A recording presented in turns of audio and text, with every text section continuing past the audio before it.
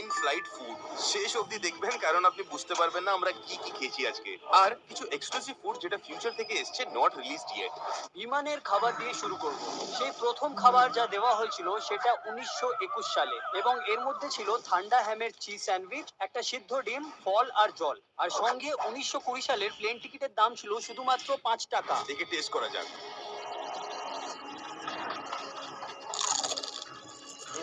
এটা কেমন লাগলো, কেমন লাগলো? ওয়াও! এটা দারুণ, কিন্তু সব ঠান্ডা কেন? কারণ সেই সময় গরম খাবার দেওয়া হতো না। প্লেনের ভেতর কোনো ওয়ার্কিং আউটলেট আর কোনো মাইক্রোওয়েভও ছিল না। আর ওই সময় কোনো সিট বেল্টও ছিল না, তাহলে যদি টার্বুলেন্স হতো তাহলে এই জিনিসটা হতো। চলো এখন আমরা 1940 সালে চলে যাই। তখন বিমান যাত্রাকে আরামদায়ক করার জন্য ফ্লাইট অ্যাটেন্ডেন্টদের নিযুক্ত করা হয়েছিল। এই আমি 1940 এর বিমানের খাবার ছিল একটি ফ্লেমিং ইয়ন, সবুজ বিনস, ব্রাউনিজ আর স্পার্কলিং সস। আর আমি ফ্লেমিং ইয়নটা খাবো, যাতে তুমি না খেয়ে যাও। আর শুধু ওই সময় সার্ভিসই বেটার ছিল না, কিন্তু প্লেন এত কমফোর্টেবল হয়ে গেছিল যে তুমি ওখানে ঘুমাতেও পারতে।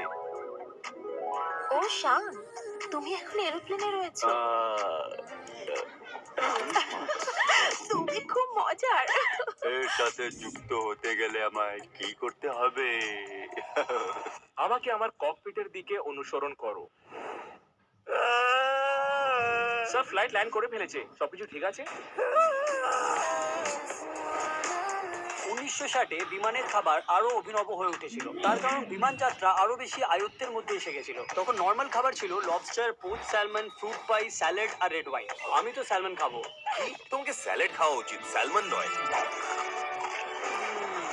ও, এটা টেস্টি। কিন্তু তোমরা কি জানো আর কি টেস্টি? তোমরা, কারণ ছেলেরা এইভাবে আর চলতে পারে না। এই ফ্রুট পাই। লবস্টার। ওয়াও! তুমি জানো, এর আগে ফ্লাইং শুধু পয়সাওয়ালাদের জন্য ছিল, কিন্তু এটা ওদের ভাল লাগেনি, কারণ ওরা গরিবদের সাথে ট্রাভেল করতে চায়নি। এটা সবচেয়ে বেস্ট এয়ারপ্লেন ফুড যেটা আমি খেয়েছি। 1980s এর জন্য রেডি হয়ে যাও, কারণ কারণ খাবারের কোয়ালিটি একদম নেমে গেছিল। সাধারণ খাবার যেটা দেওয়া হতো, স্প্যাগেটি, ভেজিস, একটা কুকি আর সঙ্গে কোক। কুকিটা ঠিক আছে, স্প্যাগেটিটা খারাপ। কারণ খরচ কমানোর চক্করে খাবারের কোয়ালিটি আরো খারাপ হয়ে গেছিল। এটা ওই